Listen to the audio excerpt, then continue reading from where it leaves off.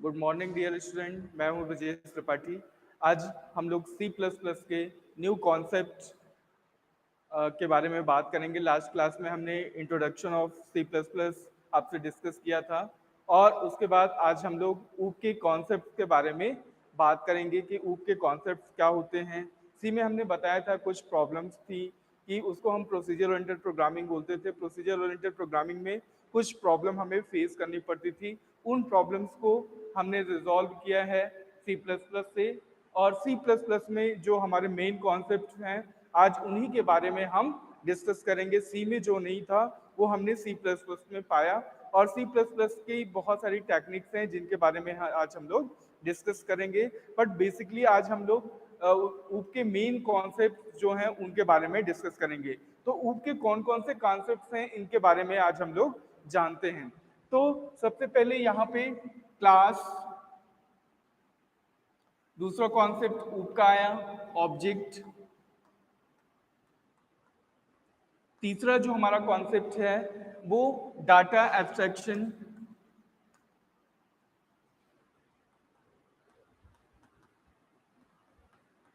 And encapsulation.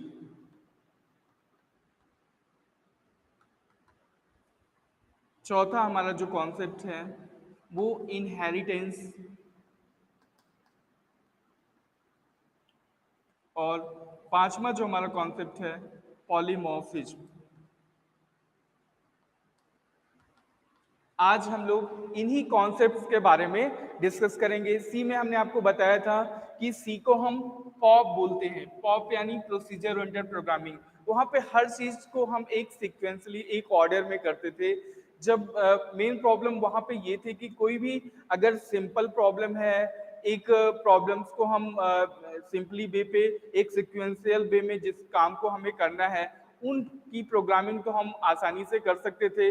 लेकिन अगर कोई कॉम्प्लेक्स प्रॉब्लम आ जाए, बड़ी प्रॉब्लम आ जाए, तो अगर उसमें हमें कुछ चेंजेस करना पड़ता था तो हमें फिर से उन्हीं कोड को बार बार लिखना पड़ता था, जिसके कारण हमें ज़्यादा टाइम भी लगता था और बहुत सारी प्रॉब्लम्स को फेस करना पड़ता था।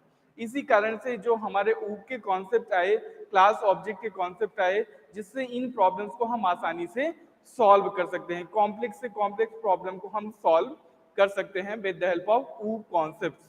तो आज हम लोग जानेंगे ये बेसिक जो ऊप के कॉन्सेप्ट हैं वो कौन कौन से हैं, कैसे करते हैं, इनके बारे में हम लोग जानते हैं। इनकी मेथड क्या है, इनकी क्लास क्या है, क्या ऑब्जेक्ट होते हैं, क्या पॉलीमॉर्फिज्म होते हैं, डाटा एब्स्ट्रैक्शन एंड इनकैप्सुलेशन क्या होता है, इनहेरिटेंस क्या होता है, पॉलीमॉर्फिज्म क्या होता है। आज हम लोग इन्हीं के बारे में डिस्कस करेंगे। तो पहला जो हमारा कॉन्सेप्ट है क्लास। तो सबसे पहले आज हम लोग क्लास के बारे में डिस्कस करेंगे कि क्लास क्या होता है, क्लास में हम क्या करते हैं। तो चलिए हम बात करते हैं क्लास की। क्लास क्या है?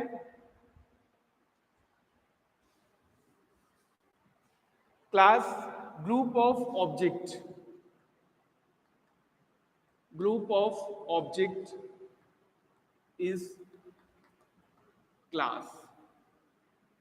आज हम लोग इन्हीं के बारे में डिस्कस करेंगे। तो सबसे पहले हमारा जो टॉपिक है क्लास, उसके बारे में हम आपसे बात करते हैं। तो सबसे पहले group of object is called class. Group of object is called class. किसी भी ऑब्जेक्ट का ग्रुप क्या कहलाता है? क्लास। और हम ये भी बोल सकते हैं इन ऊप, इन ऊप class is a name of real world entity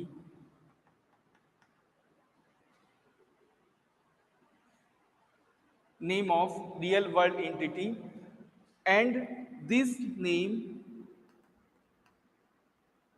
this name represent two things, represent the characteristics and behavior.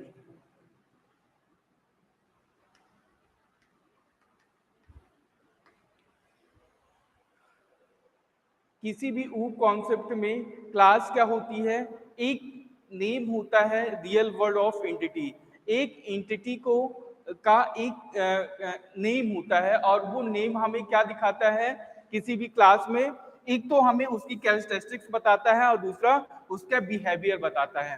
Class में दो चीजें मेनली होती हैं, एक होता है कैरेक्टरिस्टिक्स और दूसरा उसका बिहेवियर।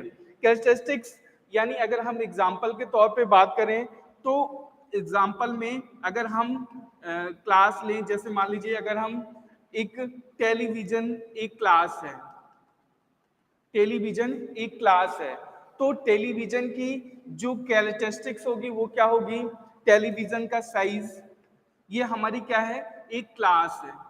टेलीविजन एक क्लास है तो उसकी कैरेक्टरिस्टिक्स क्या होगी, उसका साइज, उसका कलर, पिक्चर क्वालिटी,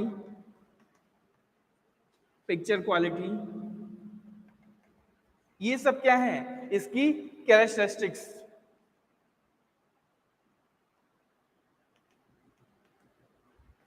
ये क्या है टेलीविजन नाम की, अगर मान लीजिए हम एक क्लास लेते हैं, क्लास रियल वर्ल्ड में एक एंटिटी है, एक कार हो सकता है, एक स्टूडेंट हो सकता है।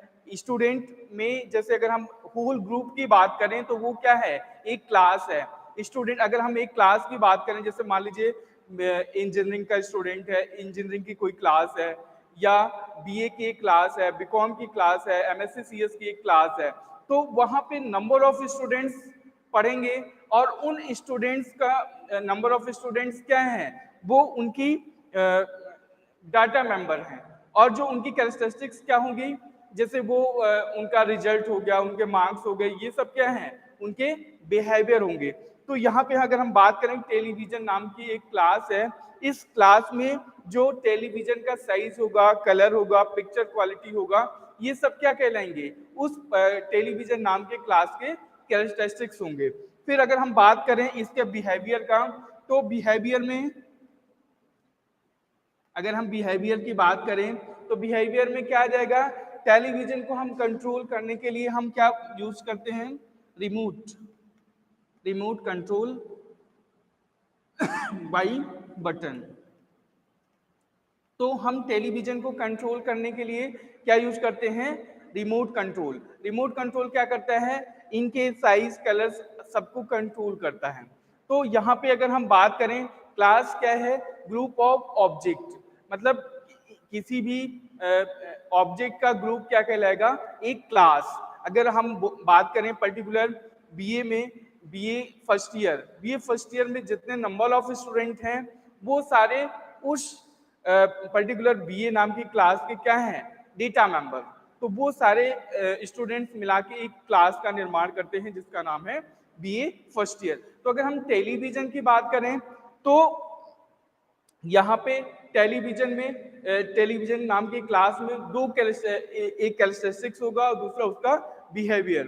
तो कैरेक्टरिस्टिक्स में क्या आ जाएगा, टेलीविजन का साइज, कलर, पिक्चर क्वालिटी, और अगर हम बिहेवियर की बात करें तो हम एक रिमोट कंट्रोल से हम पूरे चीज को कंट्रोल करते हैं। अगर हम बात करें, ये तो जस्ट रियल वर्ल्ड में एक एग्जांपल है। अगर हम ऊप की लैंग्वेज में बात करें तो ऊप में हम कैसे यूज करते हैं डेटा अगर हम ऊप की बात करें, ऊप में ऑब्जेक्ट ओरिएंटेड प्रोग्रामिंग में ऊप का फुल फॉर्म हमने आपको पहले भी बताया है, ऑब्जेक्ट ओरिएंटेड प्रोग्रामिंग।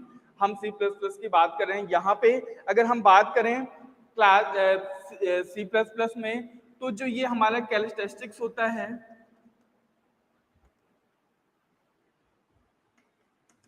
ये कैरेक्टरिस्टिक्स आपका क्या होता है डाटा मेंबर।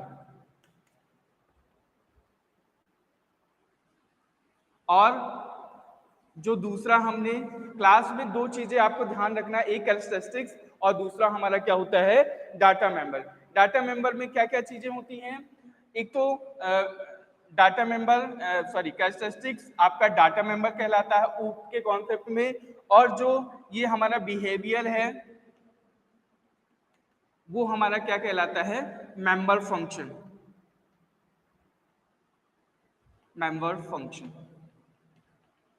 ठीक है, तो दो चीजें होती हैं ऊप में, पहला होता है डाटा मेंबर और दूसरा होता है मेंबर फंक्शन। तो अगर हम एक एग्जांपल लेते हैं यहाँ पे डाटा मेंबर और मेंबर फंक्शन की, जैसे मान लीजिए हमारे पास कोई स्टूडेंट नाम की एक क्लास है। स्टूडेंट नाम की क्लास में दो चीजें होती हैं, एक तो डाटा मेंबर और दूसरा होता है मेंबर फंक्शन। डाटा मेंबर में क्या आएगा?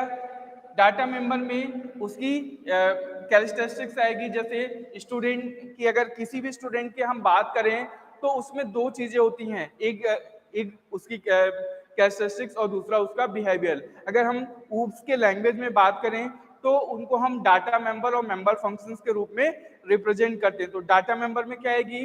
कोई भी स्टूडेंट है उसका नेम होगा, एड्रेस होगा, उसका मोबाइल नंबर होगा।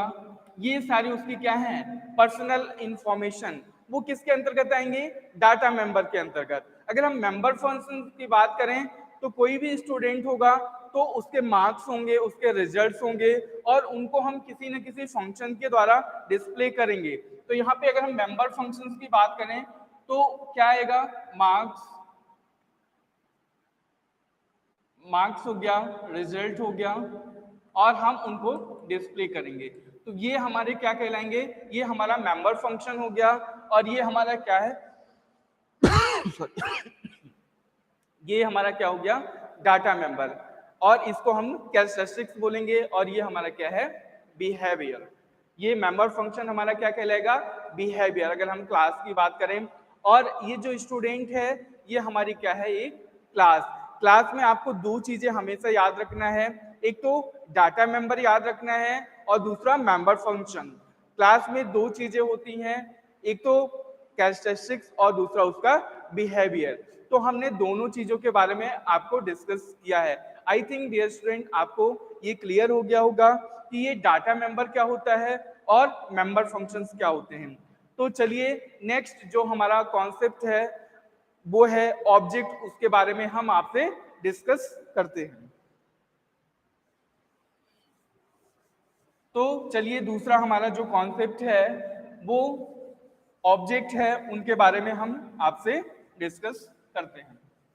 दूसरा जो हमारा ऊप का कॉन्सेप्ट है वो है हमारा ऑब्जेक्ट। तो चलिए दूसरा हमारा जो कॉन्सेप्ट है उसके बारे में हम आपसे डिस्कस करते हैं। तो दूसरा हमारा कॉन्सेप्ट है ऑब्जेक्ट। तो ऑब्जेक्ट के बारे में हमने लास्ट क्लास में भी आपसे कुछ डिस्कस किया था, फिर से हम वही आपसे डिस्कस करते हैं। ऑब्जेक्ट क्या है? Instance of class is called object. मतलब किसी भी क्लास का इंस्टेंस क्या कहलाएगा? एक object. Instance of class is called object. किसी भी क्लास का एक इंस्टेंस क्या कहलाएगा? ऑब्जेक्ट कहलाएगा। मतलब किसी भी क्लास में object, group of object is class. ऐसा भी हम दूसरी डेफिनेशन अगर देना चाहें तो हम ये भी दे सकते हैं, group of object is called class.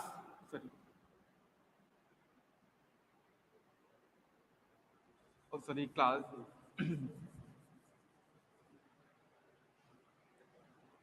Set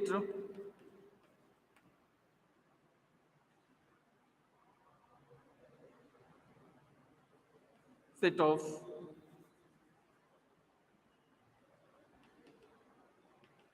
similar object represent a class। एक क्लास को सिमिलर ऑब्जेक्ट मिला के एक क्लास को निर्माण करते हैं, एक क्लास को बनाते हैं। मतलब सेम टाइप के, जैसे अगर हम बात करें बीए की क्लास की बात करें तो बीए में नंबर ऑफ स्टूडेंट होंगे, राजेश, दिनेश, महेश, ये सारे स्टूडेंट मिलके एक क्लास का निर्माण होगा और यही सारे ऑब्जेक्ट मिलके क्या बनाएंगे? एक क्लास। तो इन क्लास को हम इन्हीं ऑब्जेक्ट से मिलकर क्या बनेगी, एक क्लास। तो अगर हम ऑब्जेक्ट का एग्जांपल लें तो यहाँ पे जैसे मान लीजिए, अगर हम लास्ट क्लास में हमने एग्जांपल लिया था कि जैसे मान लीजिए हमारे पास एक टेलीविजन नाम की क्लास है। तो टेलीविजन नाम की क्लास में बहुत सारे टेलीविजन की वैरायटीज हो जाएंगी, है तो सारी टेलीविजन, लेकिन अगर हम टेलीविजन में बात करें तो सैमसंग हो गया, ओनिडा हो गया, एलजी हो गया, ये सब क्या बनाती हैं, एक टेलीविजन बनाती हैं। तो ये है तो टेलीविजन, बट इनको हम अगर सैमसंग की बात करें तो सैमसंग कंपनी क्या बनाती है, एक टेलीविजन बनाती है। तो ये भी क्या है, टेलीविजन नाम क्लास का एक ऑब्जेक्ट है। ये भी क्या है, एक ऑब्जेक्ट है, ये भी एक ऑब्जेक्ट है। अगर हम इनको एक साथ रिप्रेजेंट करें तो ये क्या है, सिमिलर टाइप के ऑब्जेक्ट हैं। अगर हम यहाँ पे लिखें set of similar object represent a class, एक क्लास को दिखाने के लिए, रिप्रेजेंट करने के लिए हम सिमिलर टाइप के एक ऑब्जेक्ट को लेते हैं। तो यहाँ पे देखो ये सारे ऑब्जेक्ट सेम हैं, ये सारे ऑब्जेक्ट मिला के एक क्लास का निर्माण करते हैं। दूसरा एग्जांपल भी हम देखते हैं ऑब्जेक्ट का। अगर हम यहीं पे बात करते हैं, जैसे मान लीजिए हमने एक फ्रूट नाम की एक क्लास बनाई, ये क्या है हमारा, एक क्लास। तो यहाँ पे इसके ऑब्जेक्ट क्या क्या होंगे, मैंगो, एप्पल, ऑरेंज, ये सारे क्या हैं, इसके ऑब्जेक्ट हैं। तो इनको हम इस तरह से दिखा सकते हैं।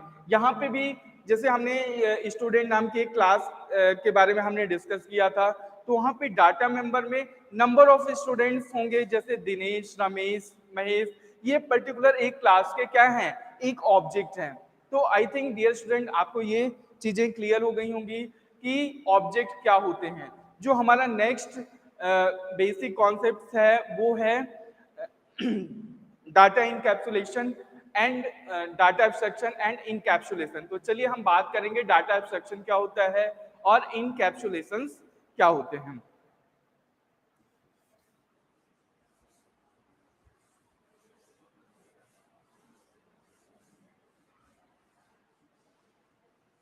जो तीसरा हमारा कॉन्सेप्ट है डाटा एब्स्ट्रैक्शन,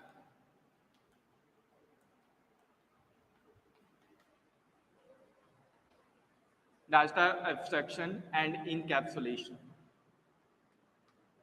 ये भी एक ऊप का बेहतरीन कॉन्सेप्ट है। यहाँ पे डाटा एब्स्ट्रैक्शन के बारे में हम आपसे डिस्कस करते हैं। डाटा एब्स्ट्रैक्शंस का मीनिंग होता है कि hide the information from real world entity outside the real world entity. मतलब जो आउटसाइड की क्लास हैं वो इन क्लास को एक्सेस नहीं कर सकता है, मतलब इंफॉर्मेशन को हाइड करना है। एब्स्ट्रैक्शन एक हमें फीचर्स देता है कि इंटरनल जो हमारे ऑब्जेक्ट हैं सिर्फ उनको एक्सटर्नली तौर पे ना देख पाए, मतलब इंफॉर्मेशन को हाइड करना। एक ये ऐसा कॉन्सेप्ट है जिसके माध्यम से हम इंफॉर्मेशन को हाइड कर सकते हैं। तो यहाँ पे डाटा एब्स्ट्रैक्शन का मेन कॉन्सेप्ट है इन ऊप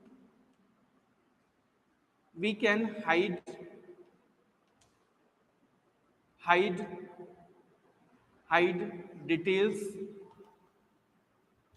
details of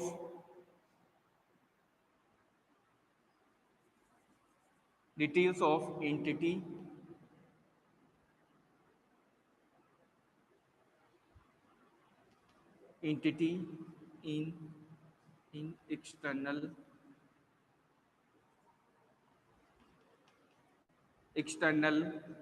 world entity।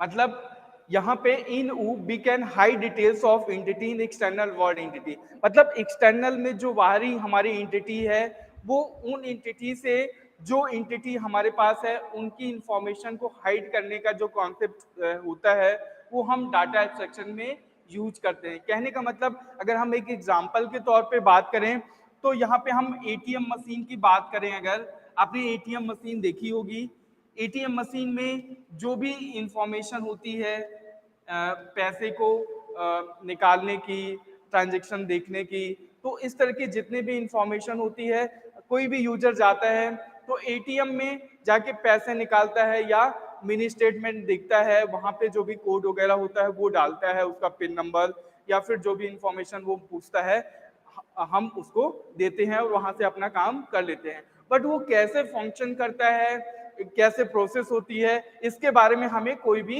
Information नहीं होती है। वो इंफॉर्मेशन क्या है, हाइड करके रखी जाती है। तो वो चीजें क्या कहलाती हैं, डाटा एब्स्ट्रैक्शन के अंतर्गत आती हैं कि जो आपके रिलेवेंट नहीं है, आपसे संबंधित नहीं है, उन जानकारियों को हम प्रोग्राम में हाइड करके रखते हैं। अगर हम जैसे मान लीजिए अगर हम कार की बात करें, एक दूसरा एग्जांपल हम लेते हैं, एक कार की बात करें तो कार का मेन काम क्या है, हम ड्राइव करके सोर्स टू डेस्टिनेशन जहां हमें जाना होता है वहां हम जाते हैं, उसको ड्राइव करते हैं। बट इंटरनल फीचर्स वो कैसे बनता है, कैसे वो फंक्शन करता है, इंटरनली वो कैसे जुड़ा होता है, उसकी कैसे वर्किंग होती है, इसके बारे में हमें कोई भी इंफॉर्मेशन नहीं मालूम होती है। वो क्या रहती है, इंफॉर्मेशन हाइड रहती है। तो वो चीजें क्या कहलाती हैं, हमारे डाटा एब्स्ट्रैक्शन के अंतर्गत आती हैं कि एक्सटर्नल एंटिटी से उनका कोई भी रिलेशन नहीं रहता है।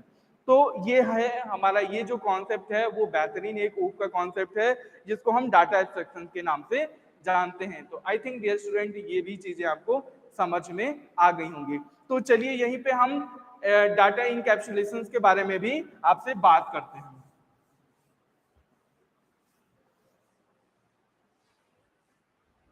डाटा इनकैप्सुलेशन,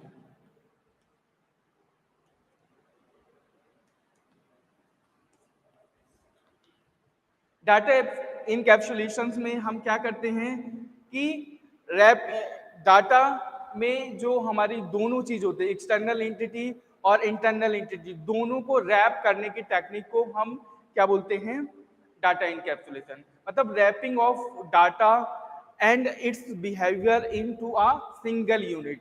मतलब डाटा डाटा मेंबर और उसके मेथड्स दोनों को एक सिंगल यूनिट में जोड़ने का काम कौन करता है, एक सिंगल यूनिट में जोड़ने का काम कौन करता है, हमारा डाटा इनकैप्सुलेशन। तो इसका मेन कॉन्सेप्ट क्या है, wrapping wrapping of data and its methods to the single unit। मतलब wrapping of data and its method into the single unit. मतलब एक डाटा को, उसके डाटा और उसके मेथड्स को एक सिंगल यूनिट में जोड़ने का काम क्या करता है, हमारा डाटा इनकैप्सुलेशन। तो यहाँ पे अगर हम एग्जाम्पल की बात करें तो जैसे अगर हम कार की बात करें तो जो जैसे मान लीजिए आप कार का एक एग्जाम्पल लेते हैं, तो कार में जो भी इंफॉर्मेशन होती है, मतलब कार का कलर कैसा है, साइज कैसा है, इंटरनल जो इंफॉर्मेशन है, उसका इंजन, उसका ब्लूप्रिंट, मतलब जैसे कार की कंपनियां बहुत सारी होती हैं, बहुत सारी कंपनियां कार बनाती हैं अलग अलग साइज का, अलग अलग कार का, उनका ब्लूप्रिंट तो सेम ही होता है बट उसके नाम अलग अलग होते हैं। तो वहां पे डाटा और उनके जो मेथड्स होते हैं उनको हम एक सिंगल यूनिट में जोड़ने का जो काम करता है वो कौन होता है, हमारा डाटा इनकैप्सुलेशन। तो नेक्स्ट जो हमारा आई थिंक डियर स्टूडेंट ये भी क्लियर हो गया होगा, डाटा इनकैप्सुलेशन और एब्स्ट्रैक्शन भी आपको क्लियर हो गया होगा। तो नेक्स्ट जो हमारा बेसिक कॉन्सेप्ट है वो है हमारा इनहेरिटेंस। इनहेरिटेंस भी एक बहुत इंपॉर्टेंट कॉन्सेप्ट है हमारा ऊप का। तो चलिए हम उसके बारे में भी आपसे डिस्कस करते हैं।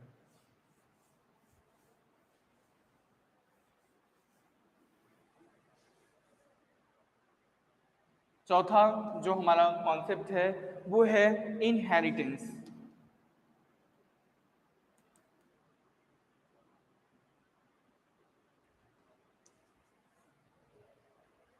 इनहेरिटेंस मींस कि एक एंटिटी की प्रॉपर्टी दूसरे एंटिटी में इनहेरिट कर ली जाए।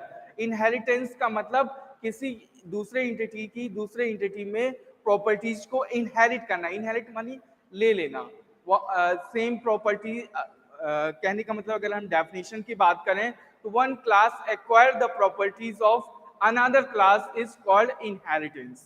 एक क्लास की प्रॉपर्टी अगर दूसरे क्लास में इनहेरिट कर ली जाती है तो वो हमारा क्या कहलाता है, इनहेरिटेंस। अगर हम एग्जाम्पल की बात करें तो रियल वर्ड्स में बहुत सारे एग्जाम्पल हैं। एक फादर और एक चाइल्ड की अगर हम बात करें तो एक फादर के बहुत सारी प्रॉपर्टीज या बहुत सारी कैरेक्टरिस्टिक्स सेम होती हैं उसके खुद के चाइल्ड से, और इसके बाद उन प्रॉपर्टीज को चाइल्ड ले लेता है और देन इसके बाद कुछ और प्रॉपर्टीज ऐड करके वो अपना फ्यूचर अच्छा करता है। तो कहने का मतलब एक क्लास की प्रॉपर्टीज अगर derived one class acquire the properties of another class is called inheritance. तो एक क्लास की प्रॉपर्टीज को अगर दूसरा क्लास इनहेरिट कर लेता है तो उसको हम क्या बोलते हैं, inheritance.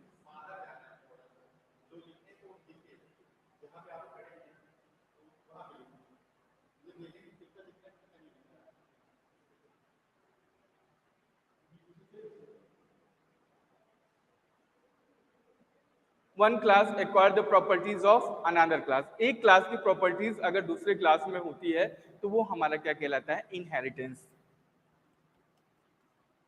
One class acquire the properties of another class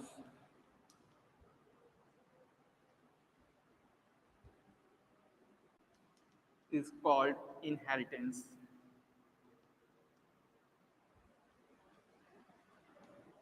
एक क्लास की प्रॉपर्टीज दूसरे क्लास में इनहेरिट कर ली जाए तो वो हमारा क्या कहलाता है, इनहेरिटेंस। दूसरा, इन इनहेरिटेंस inheritance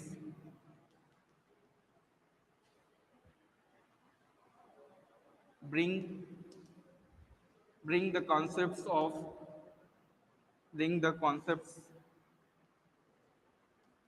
of reusability।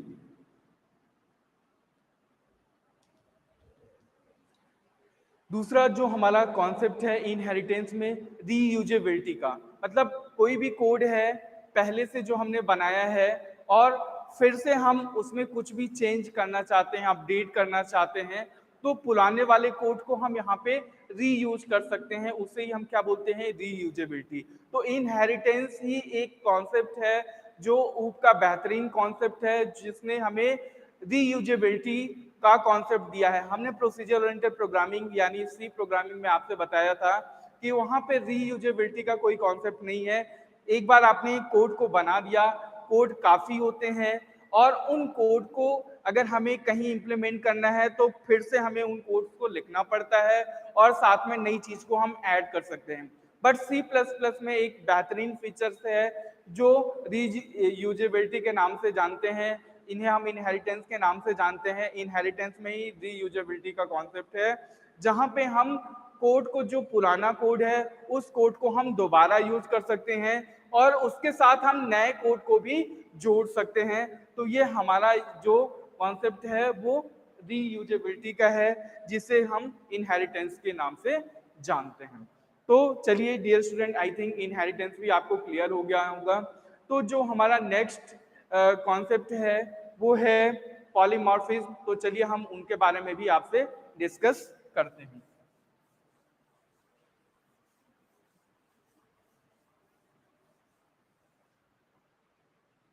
पांचवा हमारा जो बेसिक कॉन्सेप्ट है वो है हमारा पॉलीमॉर्फिज्म। पॉलीमॉर्फिज्म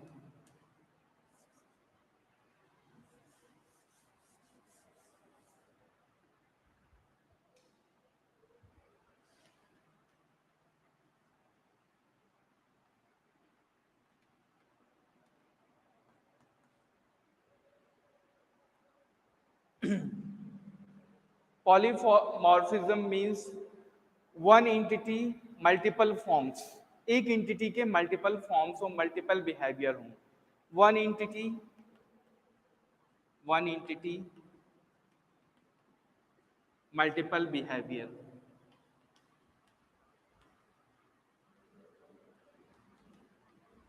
एक एंटिटी के मल्टीपल बिहेवियर हों तो हम उनको क्या बोलेंगे, पॉलीमॉर्फिज्म। एक कोई भी एंटिटी है जिसका हम एक से ज्यादा बार यूज करें तो वो हमारा क्या कहलाता है, मल्टीपल बिहेवियर। और हम बोल सकते हैं कि पॉलीमॉर्फिज्म में पॉलीमॉर्फिज्म को हम दो कैटेगरी में डिवाइड कर सकते हैं बाई ऑपरेटर ओवर पॉलीमॉर्फिज्म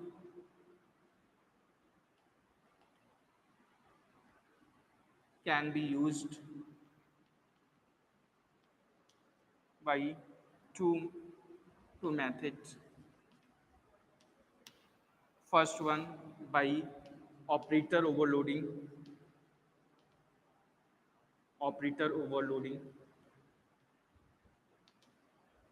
और दूसरा जो हमारा कॉन्सेप्ट है बाई फंक्शन ओवरलोडिंग।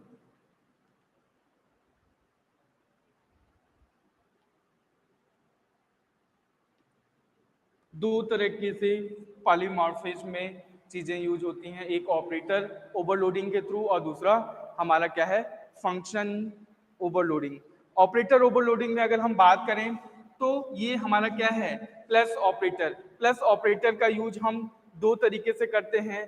पहला तो एक इंक्रीमेंट ऑपरेटर के रूप में यूज करते हैं, ये एक इंक्रीमेंट ऑपरेटर के रूप में यूज होता है। दूसरा अगर हम एडिशन करना चाहें, एडिशन में भी यूज कर रहे हैं, तो एंटिटी तो एक ही है लेकिन हम एक से ज्यादा बार इनका यूज कर रहे हैं तो वो हमारा क्या कहलाएगा, ऑपरेटर ओवरलोडिंग। दूसरा है हमारा फंक्शन ओवरलोडिंग। अगर मान लीजिए हमने मैथ नाम का एक फंक्शन बनाया जिसमें हमने एडिशन, सब्सट्रैक्शन, मल्टीप्लिकेशन सारी चीजों को रखा और इसके बाद हम उनको जब भी हमें प्रोग्राम में एडिशन की जरूरत हो रही है तो एक ही फंक्शन को हम बार बार कॉल कर रहे हैं, एडिशन के लिए भी यूज कर रहे हैं, सब्सट्रैक्शन के लिए भी यूज कर रहे हैं, मल्टीप्लिकेशन के लिए भी यूज कर रहे हैं। तो हर बार एक ही फंक्शन को हम बार बार कॉल कर रहे हैं तो वो हमारा क्या कहलाएगा, एक फंक्शनल ओवरलोडिंग। तो आई थिंक डियर स्टूडेंट ये सारी चीजें बेसिक कॉन्सेप्ट्स ऑफ आपको क्लियर हो गया होगा। तो चलिए, थैंक यू, आज के लिए इतना ही। और इसके आगे नेक्स्ट क्लास में हम आपसे इसके आगे और चीजें डिस्कस करेंगे C++ में। Thank you.